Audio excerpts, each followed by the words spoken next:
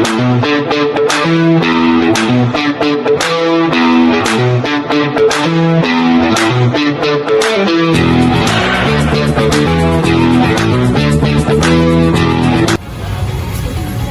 Kak.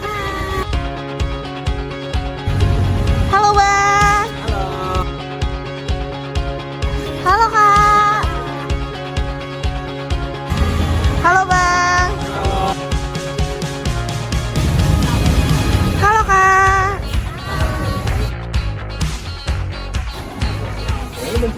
Halo guys. Halo Kak. Halo Bang.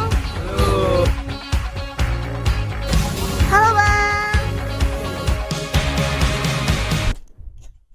Halo, kami kelompok 4 dari pendidikan berkualitas. Sebelumnya, apa sih pendidikan berkualitas itu?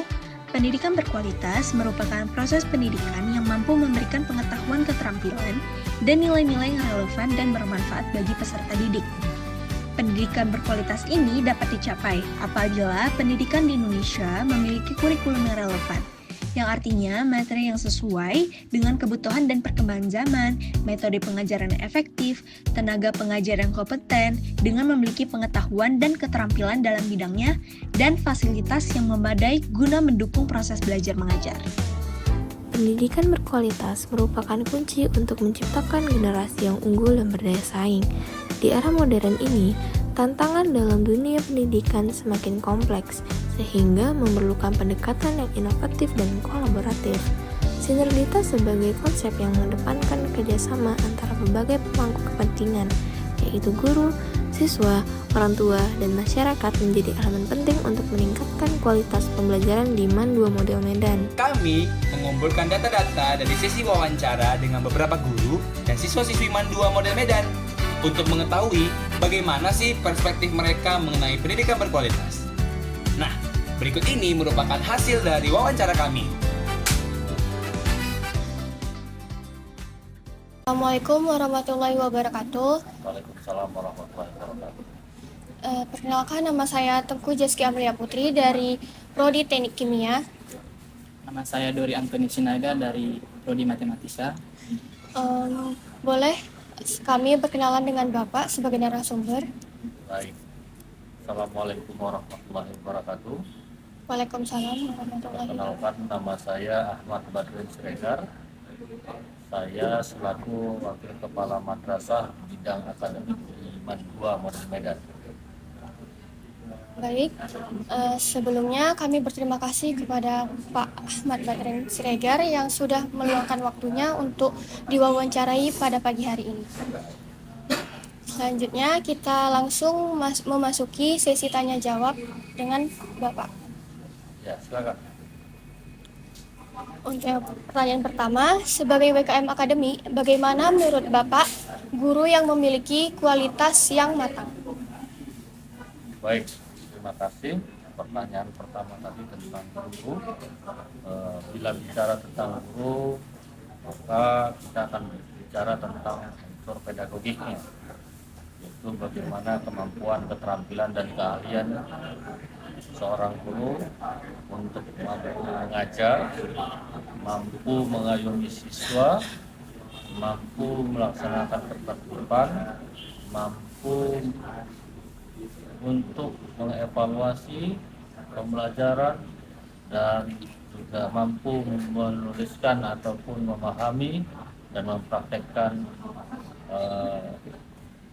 administrasi yang telah mereka kerjakan.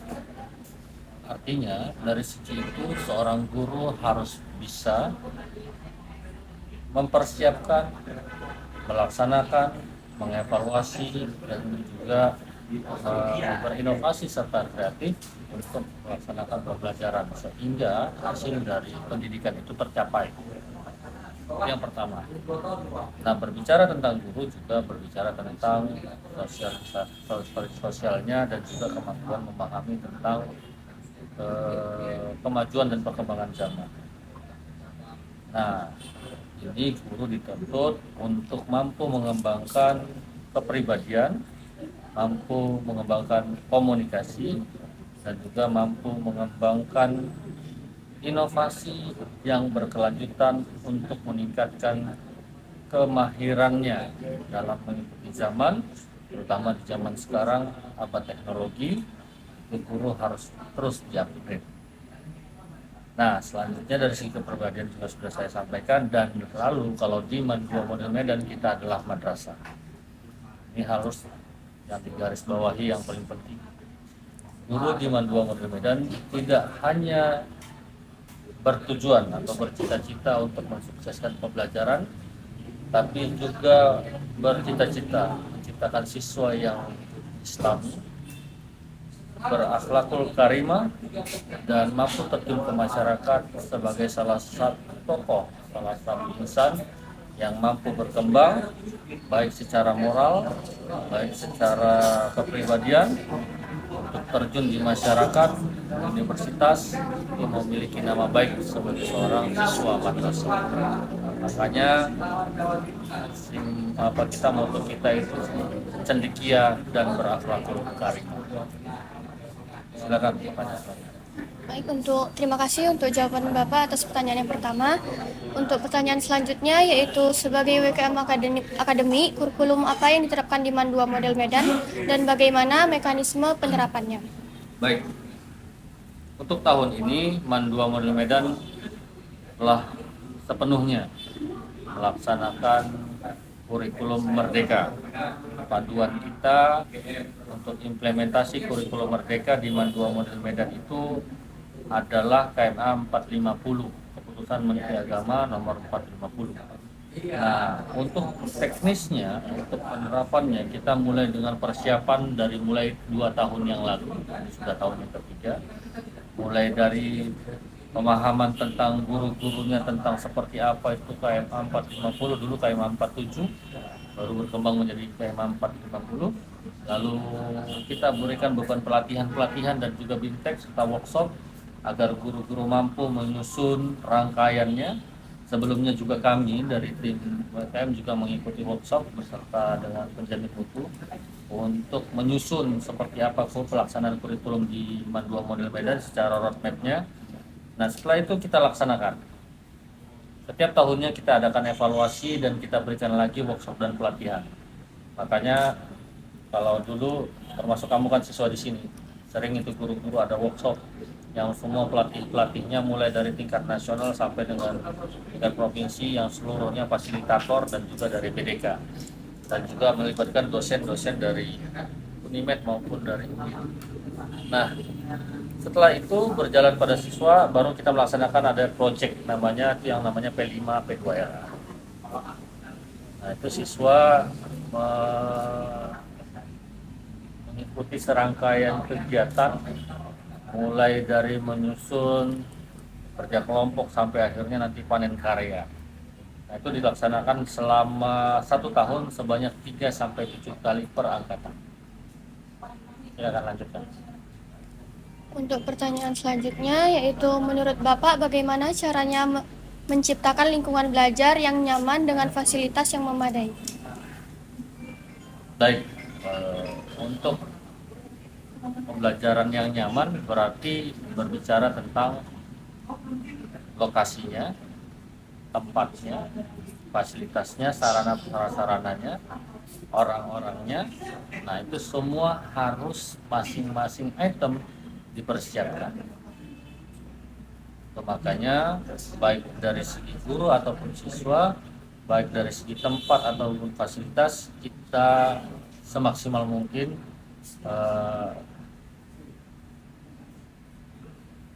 untuk terus upgrade lah tiap tahunnya, memperbaiki sesuai dengan kemampuan kita di MAN 2 Model Medan. Baik, untuk pertanyaan selanjutnya, apa sajakah media pembelajaran yang disediakan di MAN 2 Model Medan? Oh, banyak. Oleh itu kita mulai dari di kelas saja kita sudah ada papan tulis sampai meja dan semuanya itu sudah ada. Ada juga proyektor, TV ada di beberapa ruang tempat, ada fasilitas ruang-ruang belajar tertentu, ada juga kita lab yang sudah mulai kita susun kembali sudah mulai kita rapikan kembali, mulai dari lab komputer, lab biologi, kimia, dan lain-lain. Ada juga aula, ada juga kita fasilitas laptop bagi guru yang memakai ataupun siswa labnya, dan kita ada di CM, Control Center MAN 2 Model Medan. Ini siswa-siswi ataupun pembelajaran kami rekod, kami masukkan ke dalam YouTube dan IG, dan itu ditampilkan sebagai salah satu sarana ataupun media untuk belajar. Nah, itu belum lagi dengan ekskul kita ya, ekskul kita dan kelas-kelas olimpiade yang kita ciptakan, dan ditambah dengan program lainnya seperti full day. Full day nanti kamu sudah bisa jabarkan sendiri seperti apa. Baik, lanjut. Selanjutnya, sebagai WKM Akademi, hal apa saja yang dinilai dalam proses evaluasi pembelajaran yang bersifat adil dan objektif? Baik, kita bagi ada 3. Kalau nanti bicara instrumennya panjang sekali, tapi ada 3. Yang pertama adalah administrasi sebelum pembelajaran. Itemnya cukup banyak, mulai dari kurikulumnya, protap-prosem dan selanjutnya, KPCP, ATP, modul dan segala macam. Yang kedua, teknis dalam pengajarannya. Bagaimana guru membuka pelajaran, menyampaikan sampai dengan menutup. Yang ketiga, kemampuannya memahami dan mengevaluasi dan pemanfaatan. Nah, jadi itu yang harus dinilai setiap tahunnya pada pelaksanaan yang namanya supervisi. Nah, itu dia. Selanjutnya yaitu bagaimanakah MAN 2 Model Medan mendukung psikologis dan emosional siswa? Di MAN 2 Model Medan kita melaksanakan beberapa program, mulai dari pendekatan dari guru, wali kelas, itu adalah sebuah program. Baru ada program bimbingan konseling, itu adalah sebuah program. Dan yang paling kita utamakan di setiap kelas 10 dan kelas 11 kita selalu adakan yang namanya tes diagnostik. Kita bekerja sama dengan tim psikologis dari luar, kita panggil, dan alhamdulillah itu tidak dikenakan biaya bagi siswa, dan di situ siswa akan dinilai kemampuannya, IQ-nya dan psikologisnya agar membantu siswa nanti mampu masuk ke perguruan tinggi ataupun kedinasan yang sesuai dengan dia. Kamu waktu itu ikut? Masih dapat yang tes diagnostik tahun lalu? Masih, Pak. Kelas 10 juga ada ya? Kelas 10 enggak sih? Kelas 10 enggak, berarti kalian waktu itu masih di kelas 12 yang dapat. Iya, Pak. Nah, itu salah satu bukti. Nah, sampai saya tengok kakak ini bertanya, kau lagi. Baik Pak, terima kasih. Pertanyaan yang ketujuh, apakah selama ini keterlibatan orang tua wali murid dilakukan dalam mengambil kebijakan madrasah? Tuh, kita dalam setiap tahun, setahun sekali bisa minimalnya setelah pelaksanaan PPDB atau penerimaan siswa baru, kita memanggil seluruh orang tua siswa. Karena kita merancang bermusyawarah tentang beragam kegiatan ataupun hal-hal yang perlu dibicarakan terhadap kemajuan MAN 2 Model Medan. Dan dulu juga pernah pemanggilan per kelas untuk membuat paguyuban kelas, dan juga pemanggilan bila ada permasalahan ataupun apresiasi ketika siswa melaksanakan kegiatan kunjungan ke luar negeri atau keluar kota, atau juga ketika ada permasalahan dengan BK. Baik Pak, terima kasih. Pertanyaan berikutnya yaitu, sebagai WKM akademik, apakah adanya keseimbangan pembelajaran antara akademik atau kurikulum dengan ekstrakurikuler? Pembelajaran kita ada 24 pelajaran dalam setahun untuk siswa. Sudah gabungan ya, kelas 11, 12. Ekskul kita sekarang ada 26 ekskul di MAN 2 Model Medan. Dan itu belum lagi dengan kegiatan-kegiatan yang berafiliasi dengan kegiatan-kegiatan seperti bude, asrama, ataupun perlombaan di luar.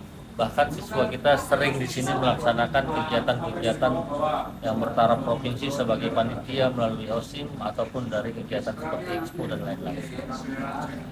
Baik Pak, terima kasih. Pertanyaan berikutnya, bagaimanakah MAN 2 Model Medan mendukung siswa inklusi dan berkeadilan? Untuk permasalahan siswa inklusi, MAN 2 Model Medan adalah madrasah yang terbuka tentang itu. Karena kita salah satu madrasah yang sudah diberikan seminar ataupun pelatihan terutama di kepala madrasah dan juga di kunjungan kita waktu ketika di Jakarta. Nah, kita menerima, tapi tahun ini sepertinya tidak ada.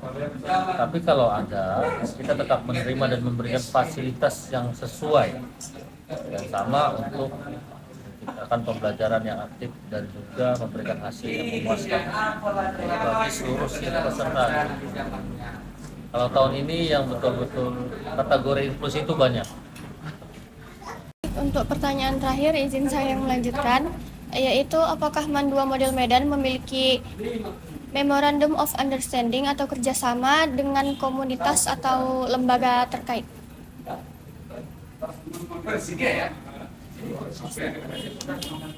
Ini salah satunya. Ini dengan stok Bina Guna, ada juga dengan semalam dengan UIN, ada juga dengan Unimed, ada juga beberapa seperti Bimbel, ini dari Bimbel, ini dari Pancabudi, juga ada, mana semalam berkasau lagi di TU, ini ada dari BTS, ini ada dari Gen Z, bimbingan belajar.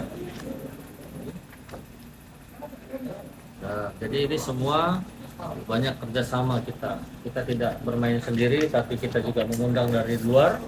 Kita juga kerjasama dengan BDK pernah, kita kerjasama dengan terutama orang tua siswa dengan komite. Itu juga semua kerjasama. Kira-kira seperti itu. Cukup sekian beberapa pertanyaan dari kami.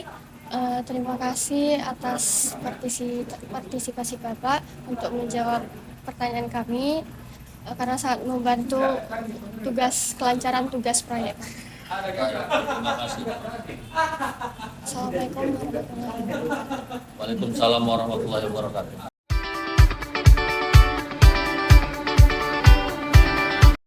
Perkenalkan, nama saya Syarana Octavia Gunawan dari program studi akuntansi. Nama saya Abigail dari program studi psikologi. Jadi pada kesempatan kali ini kami akan mewawancarai dengan narasumber bersama Bapak. Bapak boleh perkenalkan diri terlebih dahulu. Oke, Assalamualaikum warahmatullahi wabarakatuh. Adik-adik sekalian, nama Bapak Ridali Raja Mandadika. Bapak selaku Wakil Kepala Bidang Kesiswaan di MAN 2 Model Medan. Apa yang bisa dibantu?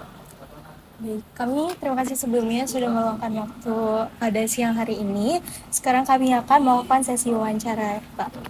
Oke, langsung aja kita langsung masuk ke dalam sesi tanya jawab ya, Pak. Oke, yang pertama itu apa aja sih menurut Bapak yang nilai-nilai utama yang dijunjung sekolah ini dalam proses pembelajaran, Pak?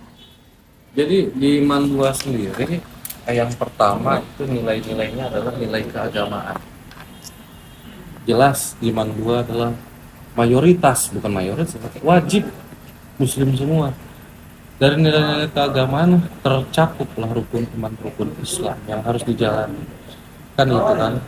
Jadi yang namanya di sini ada nilai keagamaan, jamnya sholat tepat waktu. Pasti kita menghentikan segala jenis kegiatan termasuk KBM. Yang kedua lagi ada yang namanya kejujuran.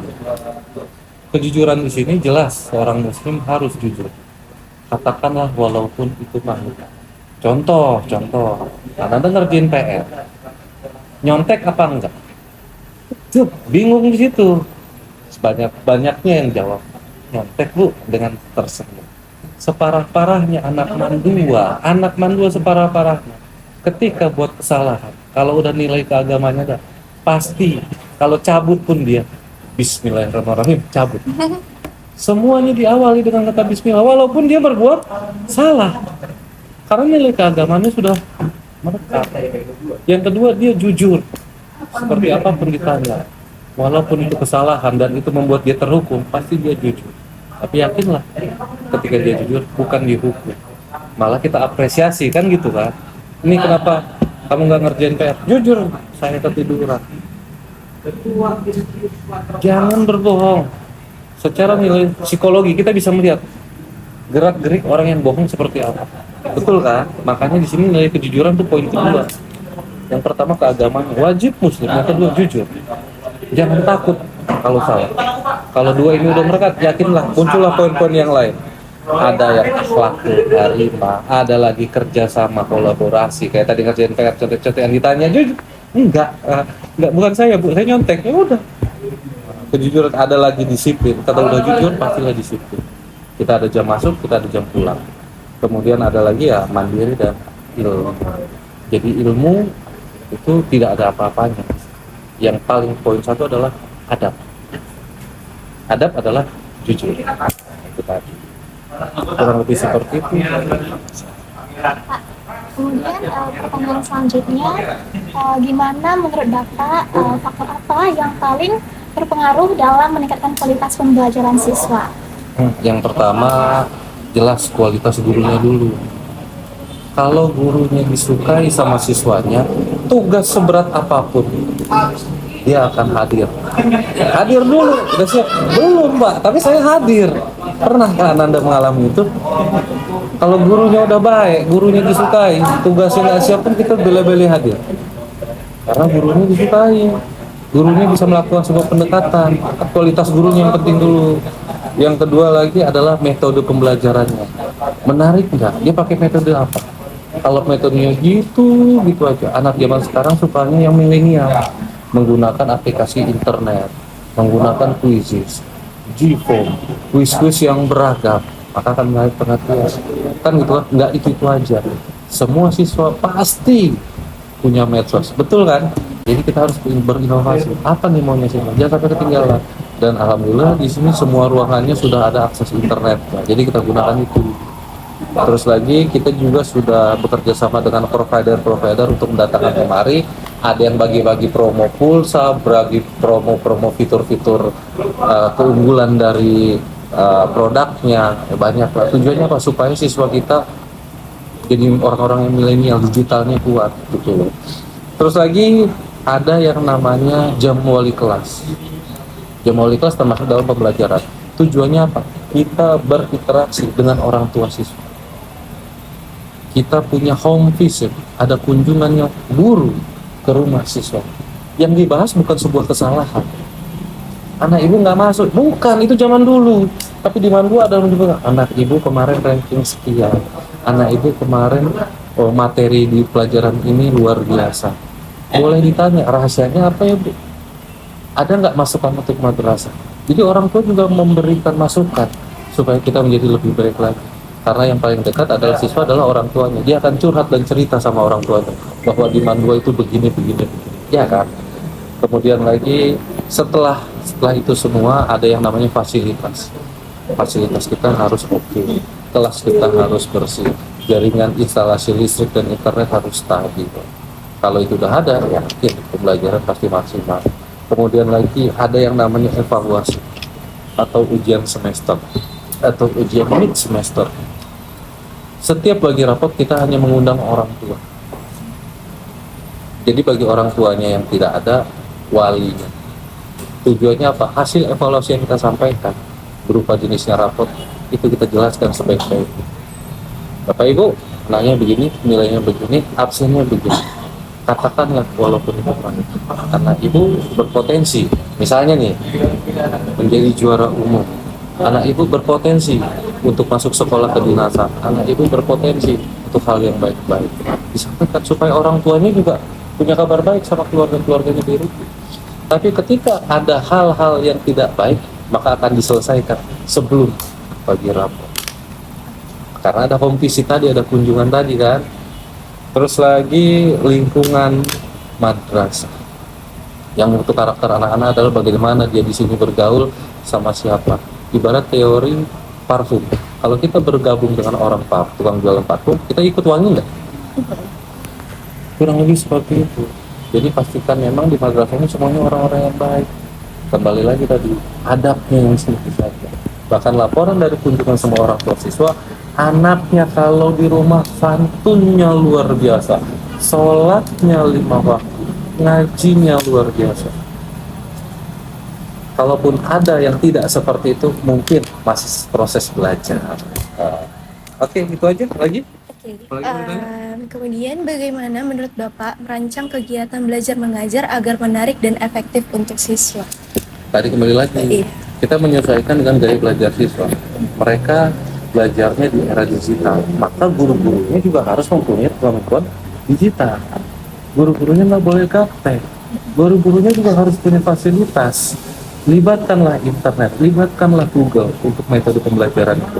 Yang kedua lagi, gunakanlah teknologi yang in sekarang. Contoh, anak-anak yang lagi viral sekarang adalah punya semua akun. Bukan WA lagi, bukan WA grup biasa. Akun apa itu? TikTok. 90% TikTok sudah menguasai pasarnya di Indonesia setelah YouTube. Jadi gimana TikTok itu dibuat jadi sebuah kuis, sebuah live streaming, sebuah ya inovasi. Jadi anak-anak tuh nggak cek kodam, bukan itu lagi tontonnya. Pembelajaran kisi-kisi pelajaran biologi itu gitu.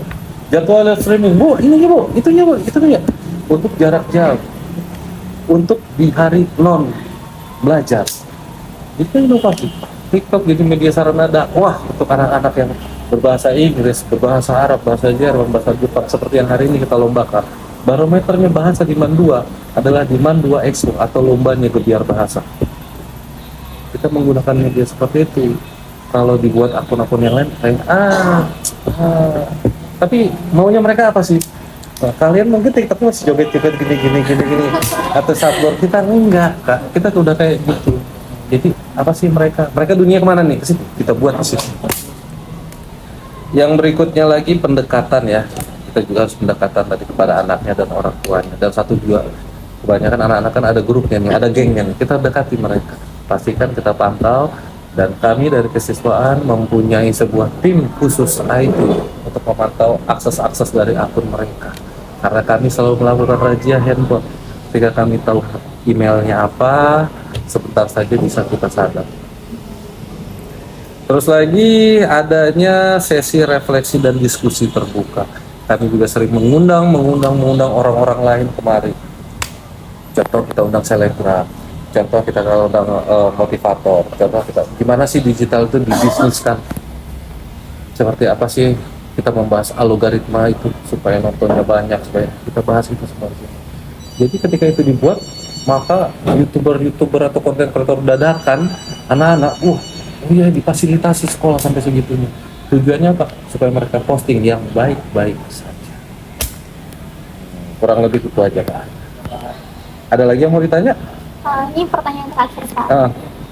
Kira-kira bagaimana peran guru-guru dalam upaya MAN 2 Model Medan untuk meningkatkan kualitas pendidikan? Nah, kira-kira langkah-langkah apa aja yang Bapak lakukan sih sebagai guru?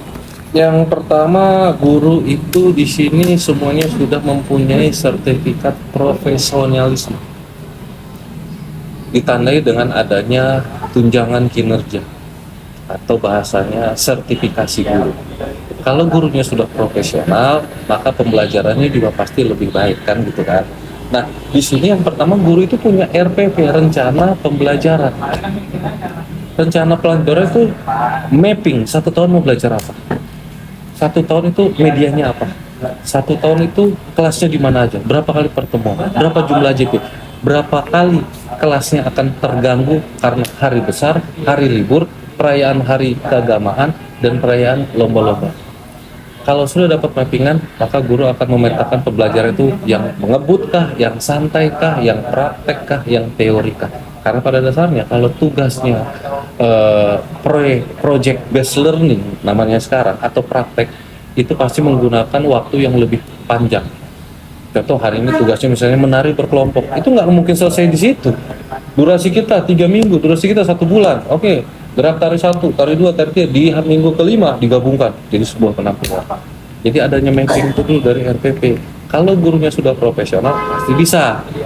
Terus lagi yang kedua, yang ketiga, ada yang namanya evaluasi dari progres siswa. Minggu pertamanya sudah apa? Jelas nih kalau minggu pertama teori, pengertian, tujuan, itu minggu pertama kan? Kaitannya minggu keduanya dijelaskan lagi instrumen-instrumen yang mendukung, boleh pakai PowerPoint, pakai video dan lain sebagainya. Biasanya minggu ketiga keempat itu udah praktek, udah evaluasi. dari satu kelas itu kadang ada yang mahir, ada yang kurang mahir, ada yang tidak mahir sementara, kan gitu kan, sementara karena udah belajar nanti kan mahir kan gitu kan. Nah, inilah namanya yang digunakan pembelajaran metode diferensiasi, mengelompokkan dari kategori mahir, tidak mahir, dan sangat mahir. Jangan sama kelompoknya orang yang mahir aja, maka yang tidak mahir akan ketinggalan. Ini harus dibaurkan, itu metodenya Kak, dibaurkan, otomatis dia akan ikut menjadi mahir yang tidak. Makanya ada grup kelompok belajar. Kita harus putar terus. Jadi setiap guru harus menguasai kelasnya. Siapa yang kategori mahir, siapa yang tidak mahir, ataupun siapa yang belum mahir. Nah, itu tadi. Terus lagi sama kembali lagi menggunakan teknologi dan alat belajar. Ada media-media yang kita gunakan yang harus lebih mengenai kekurangan dari media-media itu. Pihak madrasah sudah mempunyai anggaran untuk memfasilitasi itu semua. Itu aja. Baik, itu sekian sesi tanya jawab kami. Terima kasih sudah meluangkan waktunya Pak. Semoga Bapak sehat selalu. Terima kasih Pak. Terima kasih, sama-sama kita sehat. Hai guys, jadi pada kesempatan kali ini aku lagi ada di MAN 2 Model Medan. Pada hari ini aku pengen ngewawancarain 3 orang ini. Sebelumnya boleh perkenalan diri dulu? Oke, siapa dulu? Perkenalkan, nama saya Ahmad Maulana Simatupang. Saya berasal dari MAN 2 Model Medan, kelas 12 F1A. Oke, perkenalkan, nama saya Muhammad Rasya. Saya berasal dari kelas 12 F1D.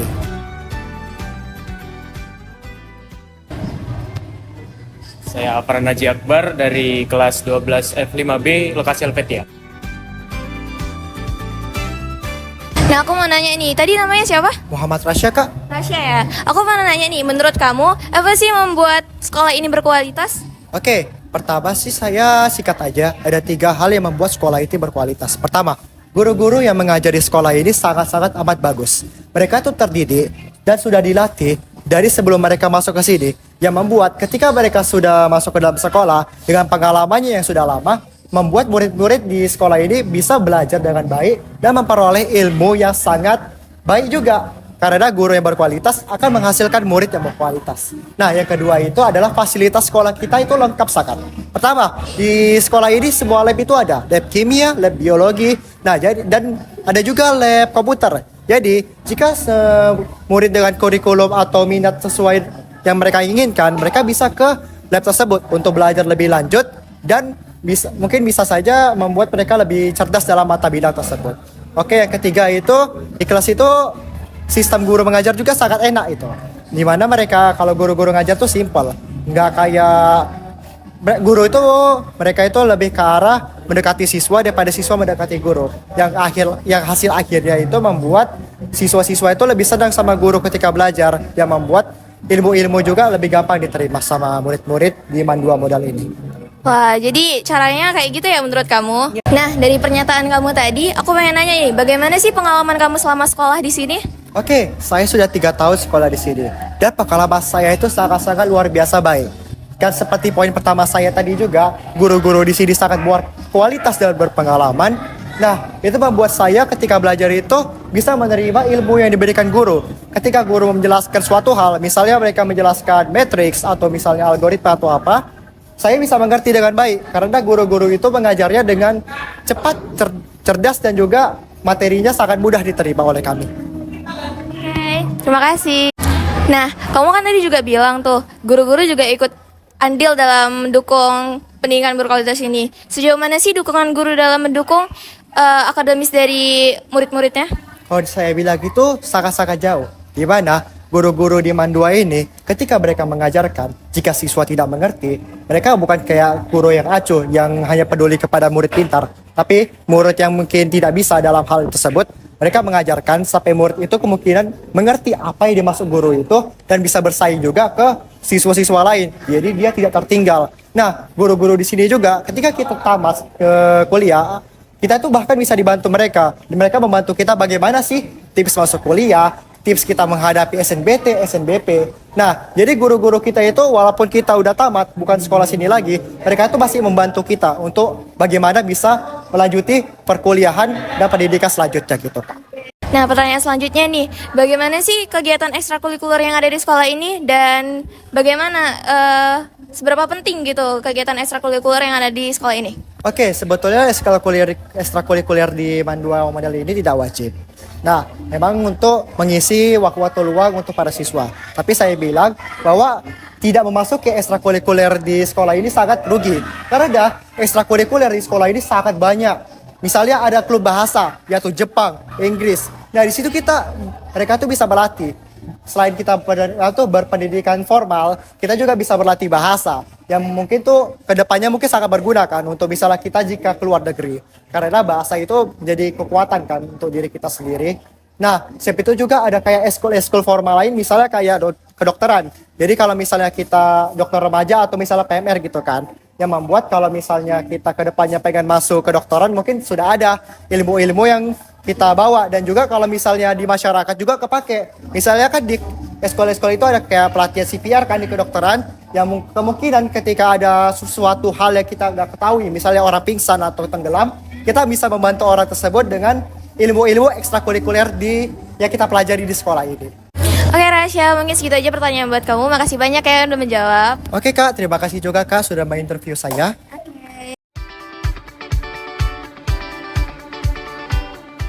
Perkenalkan, saya Syarin Oktavia Gunawan dari program studi akuntansi. Saya Rini. Saya Abigail dari Fakultas Psikologi. Dan jadi pada kesempatan kali ini kami akan mewawancarai bersama dengan narasumber dengan Ibu Rini Syaraini sih. Oke, sebelumnya terima kasih sudah meluangkan waktu pada siang hari ini untuk melakukan sesi tanya jawab. Langsung aja kita akan masuk ke sesi tanya jawab ya, Bu. Oke, yang pertama, gimana sih sekolah Mandua Model Medan ini mendukung Ibu dalam meningkatkan kompetensi sebagai pendidik? Kebetulan hari ini ada acaranya tentu di luar minggu ya. Jadi kalau kami kan guru mata pelajaran dari Mandua Model Medan itu ada yang namanya MGMP. MGMP itu adalah musyawarah guru mata pelajaran. Kalian bisa lihat ya, kami hari ini ketepatannya ada rapat MGMP biologi sekaligus workshop yang berkaitan dengan peningkatan kualitas pendidikan. Nanti ketika sudah adanya kolaborasi dan kerjasama di antara guru-guru tadi dalam kegiatan ini, nanti akan berdampak, ya berimpact ya. Jadi ada impactnya kan. Ada efek, ini kan ini efek yang kita berikan, tapi ada impactnya supaya anak-anak tadi lebih maju sebagai guru untuk lagi pendidikannya itu. Pembelajarannya lebih oke dan diharapkan nanti ada prestasi yang lebih baik. Jadi kalau dalam ini madrasah sangat mendukung. Oke, next. Kemudian pertanyaan selanjutnya itu, apakah Mandua Model Medan itu ada program ekstrakurikuler yang mendukung pembelajaran siswa? Nah, kalau misalnya ada, kira-kira ekskulnya itu apa aja? Banyak sih, kayak KSM ya, kompetisi sains madrasah. Sebenarnya itu event ya. Ada event namanya KSM, kompetisi sains madrasah.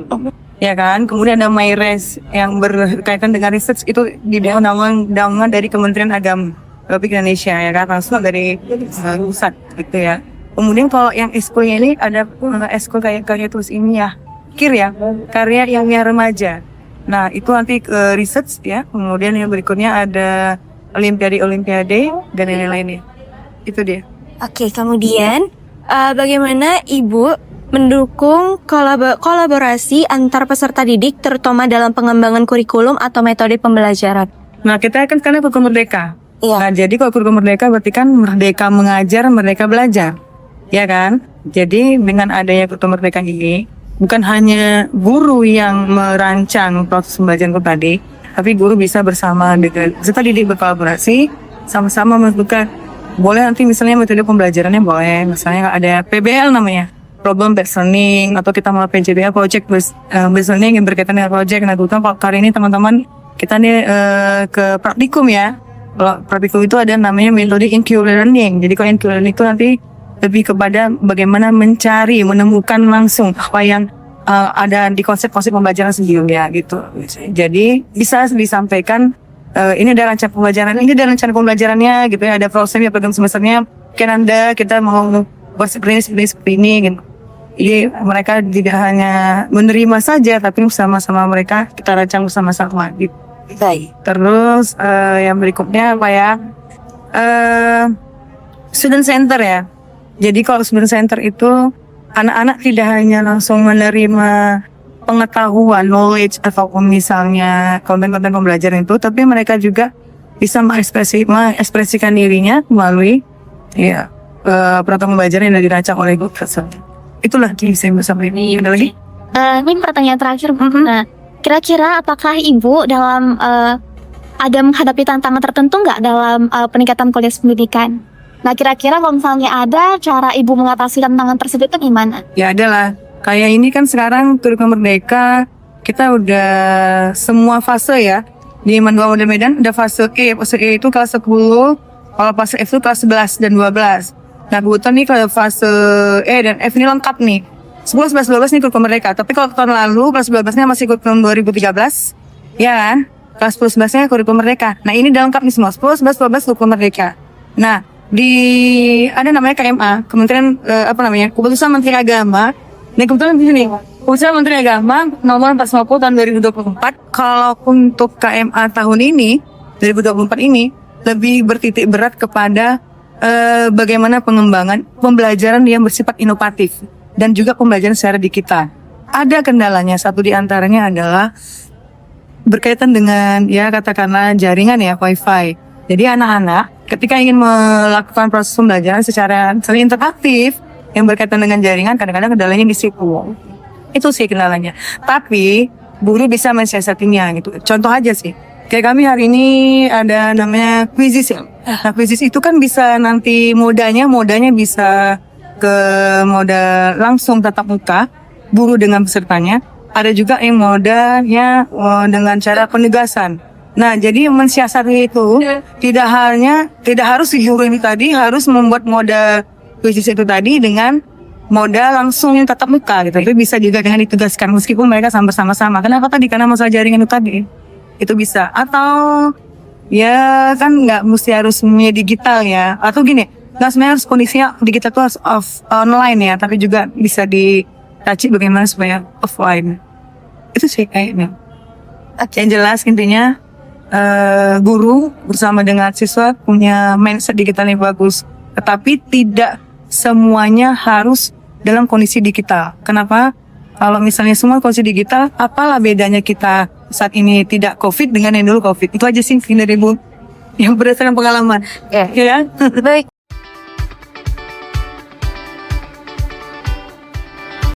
Oke, aku lanjut sama orang selanjutnya yaitu Saya Aji dari kelas F5B. Oke, pertanyaan buat Aji nih. Bagaimana sih sekolah dalam mendukung kesehatan mental murid-muridnya?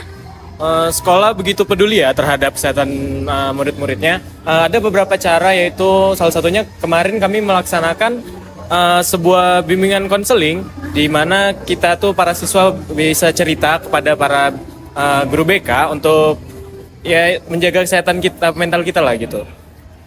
Jadi sekolah di sini tuh sering ngadain kegiatan gitu ya buat kesehatan mental murid-muridnya. Nah, pertanyaan selanjutnya nih, bagaimana sih sekolah dalam menerima kritik dan saran dari siswa-siswanya? Apakah terbuka atau tertutup atau gimana sih? Sekolah sangat terbuka ya terhadap siswa-siswanya, terutama pada bagian kritik ya. Jadi setiap beberapa siswa itu melakukan sebuah kritik, maka sekolah akan melakukan sebuah pertimbangan untuk melaksanakan dari kritikan tersebut. Contoh seperti fasilitas kesehatan yang kadang-kadang kurang ya kan, biasanya pihak sekolah itu gitu gercep gitu ngerjain kritikan tersebut agar hal tersebut bisa terlaksanakan dengan baik. Berarti sangat-sangat open ya gitu. Jadi kalau siswa butuh sesuatu tuh langsung dikasih gitu. Oke, pertanyaan selanjutnya nih Aji. Bagaimana sih fasilitas di sekolah ini? Apakah lengkap atau kurang atau gimana? Oh, fasilitas di sekolah ini tuh begitu merata ya. Terutama saya nih, kan saya dicabangin di Helpet tuh. Jadi tuh di Helpet itu tidak ada perbedaan antara pancing dan Helpet. Jadi fasilitasnya begitu lengkap gitu. Jadi bagaimana kami melakukan sebuah pembelajaran itu karena fasilitasnya lengkap. Jadi kami lebih lebih enak gitu buat belajar. Jadi pelajaran lebih gampang masuk, pelajaran jadi lebih menyenangkan gitu. Dan juga fasilitasnya itu bisa dibilang modern ya di sini. Jadi contoh pada bagian lab gitu. Bagian lab itu begitu lengkap lah bisa kita bilang di MAN 2 model Medan ini. Oke, jadi di MAN 2 model Medan ini tuh fasilitasnya lengkap sekali, modern sekali ya. Jadi bagus gitu. Oke, makasih ya Aji buat udah jawab pertanyaan aku.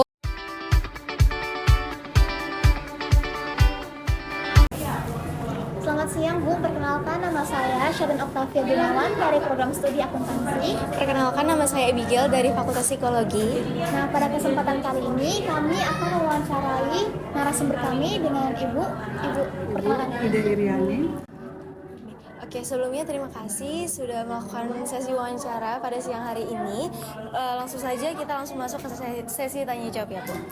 Oke, pertanyaan pertama, menurut Ibu, bagaimana peran siswa itu dalam menciptakan lingkungan yang kondusif dan penuh sinergi di sekolah ini? Maksudnya di kelas apa di luar kelas? Di kelas. Ya paling penting ya memang siswanya. Ada siswa nggak siap dia belajar kan, kadang dia ngantuk, ada itu mau datang dia tidur, kan nggak kondusif kan, siap olahraga lah, jadi kita datangi, kita suruh dia keluar, kita pikir kita datang langsung dia siap belajar, enggak. Anak-anak itu beda-beda karena tingkatnya kayaknya nanti yang perempuan lagi nongkrong suruh keluar supaya kondusif kan, suruh keluar habiskan makanan di luar boleh, semua makan gimana? Pertanyaan selanjutnya Bu, apakah Ibu ini sebagai pendidik di MAN 2 Model Medan itu memiliki pendekatan khusus dalam mendidik dan membimbing siswa-siswi di sini? Nah, kalau misalnya ada mungkin bisa Ibu jelaskan gimana? Betul. Kita memang gini, ada Ibu, kita harus ada pendekatan, betul. Kalau enggak kita gini, Ibu kan marah, anak itu tidur, kenapa dia tidur? Kita dekati, Ibu datangi, Ibu tanya, kenapa? Saya malam kerjaan itu pas bangun. Ngapain pas bangun? Udah tidur dua Bu. Jadi kita harus tahu kenapa dia ngantuk ya kan. Jadi kita harus tahu gimana dia berperilaku yang nggak benar. Secara khusus harus kita datang secara individu ya nak. Kalau nggak kita nggak tahu jawabannya kan. Kita marah terus setiap hari sama dia. Jadi setelah itu Ibu datangi, ini kan nggak enak, bisa jangan tidur lagi ya nak. Nanti kalau mau kopi dulu, nanti kasih kopinya mau? Nggak Bu, udah. Ada kopi loh situ. Kopi halal itu merek HMI, produk halal boleh diminum siapa saja. Nggak Bu, nggak apa. Besok dia berubah. Bisa kita masuk udah. Baik, kemudian bagaimana Ibu dan rekan kerja Ibu saling mendukung dalam menangani tantangan pembelajaran atau kesulitan yang dihadapi siswa? Maksudnya kesulitan siswa dalam belajar. Iya. Kita kerjasama dengan wali kelasnya, sama guru lain juga kita konsul. Guru yang masuk di situ di lokal yang sama dengan anak murid yang sama, kita sering diskusi sama guru itu gimana kita anak ini suatu situasi belajar biar kondusif, sering. Kemudian Bu, pertanyaan selanjutnya, kira-kira ada nggak nih kolaborasi atau kerjasama antara guru-guru di MAN 2 Model Medan untuk merancang sebuah program pembelajaran? Oh ada ini seperti ini kan MGMP, ini adalah salah satu itu dapat musyawarah guru mata pelajaran biologi. Ini merancang pembelajaran praktikum, LPP, kurikulum, ini salah satu kegiatan kita. Kemudian Foto itu salah satu kegiatan. pertanyaan terakhir ya Bu, apa harapan Ibu untuk pengembangan pendidikan di MAN 2 Model Medan dalam beberapa tahun ke depan? Karena Ibu tahun depan udah pensiun, Ibu harapan ke MGMP biologi ini melalui rapat MGMP supaya gimana mengkondisikan anak itu belajar itu dia harus siap. Jangan dia dari rumah nggak siap belajar. Dia latar belakang anaknya nggak bisa kita samakan. Kan kita mau anak 100% bisa menyerap pelajaran yang kita ajarkan. Tapi Ibu bilang sama mereka, Ibu nggak memaksa kamu harus bisa menerima 100% apa yang Ibu sampaikan. Tapi minimal 50%, ya nak. Kalau kamu suka pelajaran Ibu, minimal kamu bisa tahu, bisa kerjain soal kadang Ibu individu. Itu satu Ibu ajarin ke depan. Biar habis waktu nggak apa-apa. Terakhir terima kasih Ibu, senang ya. Nah, itu ke depan Ibu berharap anak-anak itu mandirilah belajar. Insya Allah. Mulai DMP selalu diskusi. Oke baik, itu dia. Terima kasih Bu sudah meluangkan waktunya pada siang hari ini. Semoga Ibu sehat selalu. Terima kasih.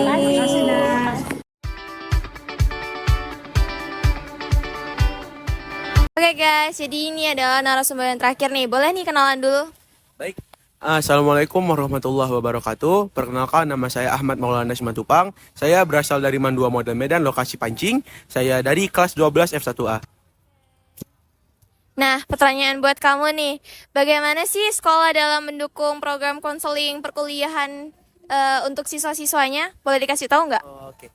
Baik, jadi tahun ini dari 2 tahun lalu sekolah sudah mulai menyiapkan bimbingan konseling, tapi pada 2 tahun lalu itu hanya dari BK, bimbingan konseling MAN 2, untuk melatih dan membimbing murid-muridnya untuk memasuki perguruan tinggi. Namun di tahun lalu sekolah mulai menambahkan fasilitas, yaitu Genzi, salah satu les dari depan sekolah. Dia itu Genzi itu dia untuk mendukung murid-muridnya yang mau masuk kedinasan maupun masuk PTN. Jadi di setiap hari Rabu, setiap hari full day itu sekolah itu melatih murid-muridnya bagaimana pembelajaran untuk UTBK, bagaimana pelajaran untuk kedinasan, tesnya, apa yang diperlukan. Jadi murid-murid sudah mengetahui nih apa yang mereka perlukan, apa yang harus mereka lakukan, begitu Kak. Nah, Genzi itu kan kayak les ya berarti? Benar, les Kak. Bayar lagi nggak itu ya?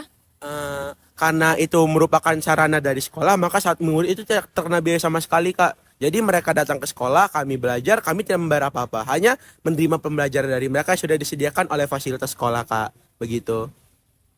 Oke, jadi sangat mendukung sekali lah ya konseling buat perkuliahannya ini. Oke. Nah, pertanyaan selanjutnya nih, gimana sih media pembelajaran yang ada di sekolah ini, kayak misal buku teks, kelas-kelasnya itu gimana sih? Udah mendukung pembaharuan atau gimana?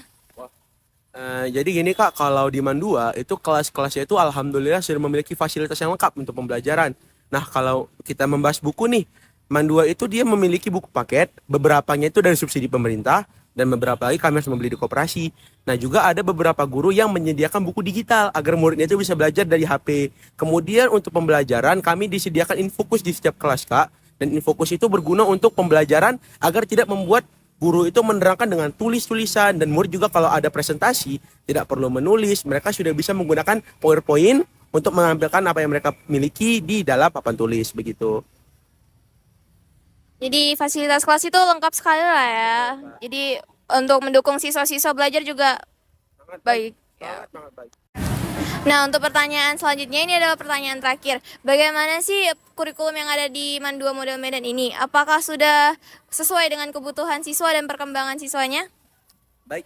Untuk kurikulum Kak, sekolah kami itu menerapkan kurikulum merdeka sesuai dengan keputusan Kemenak. Itu jadi kami itu di sekolah ini kurikulumnya itu sudah tidak ada lagi IPA, IPS atau IPB atau IA, sudah tidak ada. Yang ada sekarang itu dia jurusan pilihan. Jadi kita terpecah Kak menjadi 7 kelas, yaitu F1, F2, F3, F4, F5, F6, F7. Nah, F1 itu menjurunya itu kesehatan. Jadi dengan kurikulum kita yang sekarang ini Kak, kami itu dapat memilih apa yang kami inginkan. Misalnya kami itu pengen masuk kedokteran, jadi kami mengambil F1. Jadi kami sudah diajarkan apa aja yang perlu dipelajari untuk kedokteran.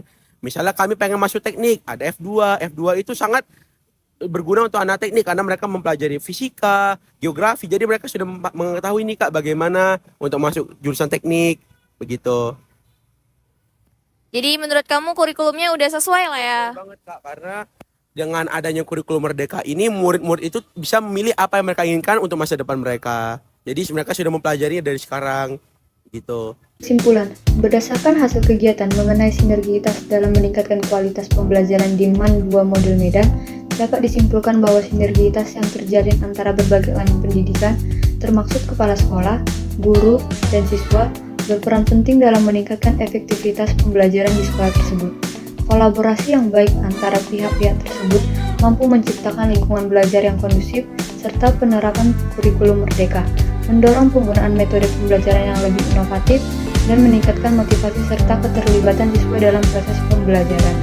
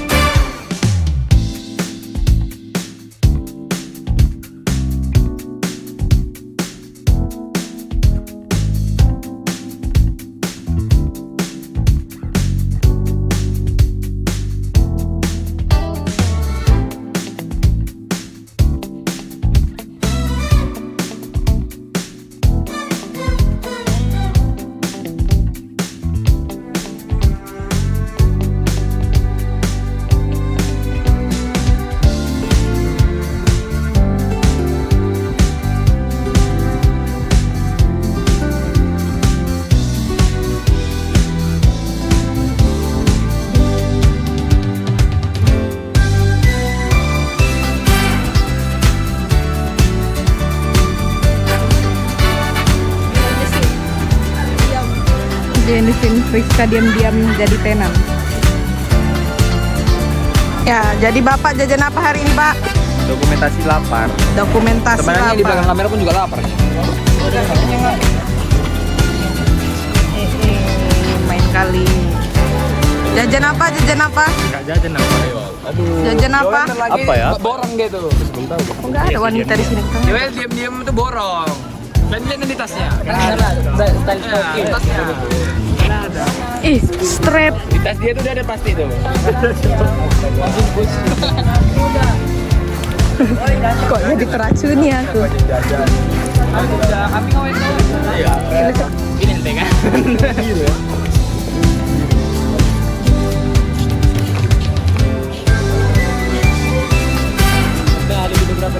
Gaya El, gaya.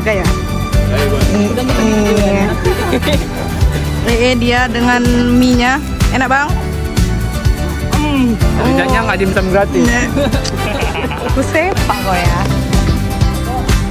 Priscilla dengan gelang barunya. Yang satu-satu sendiri. Mending beli gelang daripada beli makanan. Enggak Makanannya sepindah. Ih, udahlah, gak mau lah aku videoin kalian. Awalnya jadi minta.